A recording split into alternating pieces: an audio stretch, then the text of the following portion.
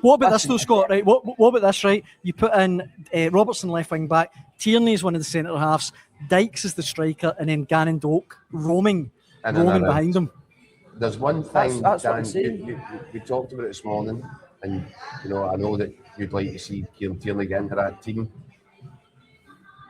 It escaped our attention because we were busy at the time, but I've subsequently learned that when the Scotland players were coming onto the training pitch this morning, Steve Clarke pulled Kieran Tierney to one side and spent a solid 5 minutes in a kind of one-to-one discussion with him. Now, that doesn't tell you anything unless you hear the conversation. It could be, Kieran, I'm really sorry. I was thinking about going to a 5, but I'm not going to do it, so you'll need to sit on the bench again. The person that watched this encounter said to me he felt it was looked very much more to him as if it was, this is what I need from you. This is what I'm going to need. This is going to be your part to play against Morocco. So might have just been talking about factory sun cream they had on. He might have been. He can talk about anything. But the person that witnessed it, very experienced guy, and that was his takeaway. He said it looked very much like Clarke was giving him a sort of a briefing for what's going to be required. If he goes 3-5-2, you'll get your wish, Dan. Because I think 100%. Tierney would come in at left centre back. It's got to be, hasn't it? Right about Gannon Doak. No, you wouldn't be playing him at right wing back. So if you go 3-5-2, the only role you can play Gannon Doak in is playing off a striker or playing up front, or him actually playing up front as a centre forward, which he has done in the past for the Scotland youth teams. But that would be a big shift to anything that we've seen in the lead up to this World Cup. So I'll go back to it. I think he'll stick to the back four. I don't think he'll want to disrupt that. I think he did okay the other night. But against a better quality opposition, I suspect he'll add another midfielder to the side. Go to think it'd be either Kenny McLean or Ryan Christie, and he'll probably sacrifice one of the strikers and just go with one up. And that one up might be Dykes. No, Adams and Shanklin might come out. Because if he feels that Dykes is better suited to that kind of system. The great thing is, though, with the personnel he's got and the options he's got, you're so flexible. We could go a 3, we could quite easily slot into a 3. Or do it during the game. Or change during the game. Start with a 3 and then have Shanklin and Shea Adams and Doak and Finlay Curtis to come on off the bench to change things, change formation. I think it speaks to the development and the evolution of this squad, because 2 years ago in Germany, we were what we were pretty much. I didn't think there was a great deal of options or alternatives. I think Steve Clarke's got a lot in his locker now. Tell you what else you might do. I'm just throwing this out there, and I'll be devastated personally if this happens. Gannon Doak might sit it out. Mm-hmm. You mentioned Clarke's comments about Gannon Doak post-match. Weren't very complimentary when he was offered the chance to talk him up. Seemed to be this kind of wee bit of a narrative about maybe wasn't doing enough defensively. You might feel against Morocco, can he have that? I need Ryan Christie on that side. Christie and McGinn at either side. Yeah. Do you know what I mean?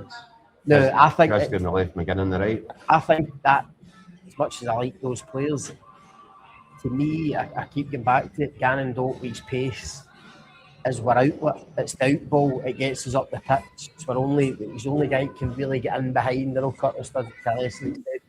Get in behind fullback. I think we would lose a lot. I go back to the Denmark game when we qualified. Gannon Doak starts brilliantly, and then after 15-20 minutes he gets injured, goes off.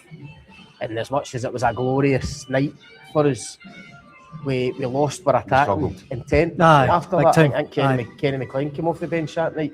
Thank God he did right enough for that. Good point. But in terms of the actual game at that point, the first half, we had no pace again. We had no player capable of getting behind. But it's a possibility. You said this morning, Scott, you're absolutely right. See, at this level, it's honestly, it's so vital. You've got to be able, because the Moroccan defenders are quick. They're rapid. We need to give them something to think about. They need to be kept honest in terms of, because they want to get forward. And if we allow them to get forward, and if they're not worried about people getting in behind them, then they'll take bigger chances. They'll start to flood bodies in further up the pitch into the midfield areas. We could lose it. We could get swamped in there. But if you've got Ben Gannon Doak standing on the halfway line, well, they can't afford to think, right, do you know what, we'll just abandon post here. Can't do it, because one simple ball, and that wee guy with the jet shoes on, he's going to get in. So all these things need. I'm glad. Look, we can sit and talk about it all day long. I'm delighted that it's Steve Clarke that ultimately has to sit down and work it out. And you know what I'd say? I'd say that he's earned the trust of a nation. Surely, I know there are people out there, probably people watching the show tonight, who would take a baseball bat to his head, giving half a chance to Steve Clarke. But I wish they'd kind of back off a little bit. Guys, me too. To 2 tournaments, two Euros. We're now at a World Cup. Not only are we at a World Cup, we've won a World Cup game since the first time since Italia 90. Okay, it was Haiti. We're sitting top of the group. Yes, I get it. It wasn't a brilliant performance. But guys, let's just have a little bit of faith. I've been saying this for months and months. In fact, a couple of years now about this group of players. They've earned their faith. So believe in them, trust them. And the same applies to Steve Clarke. We're talking about a bunch of different systems, selections. Ultimately, he's the guy, it's all on him. And he's talking about the pressure that was on the players in that first game, knowing that it was a must-win.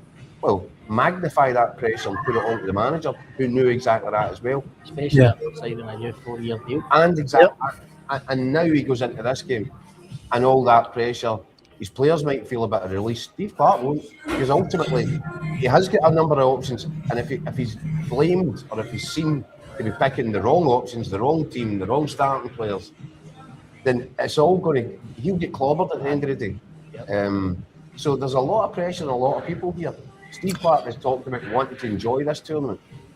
I think he is, but I think he'll be able to enjoy it a whole lot more if the big decisions that he's about to make, he gets more of them right than wrong. And I have to tell you that over the course and distance of Steve Clarke, the Scotland manager, that's exactly what's happened. He has got more of them right and wrong.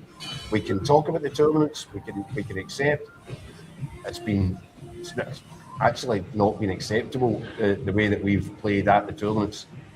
But we started this one the way that we needed to start this one. Let's have a little bit of faith now in the manager and the players, and let's see where it takes us.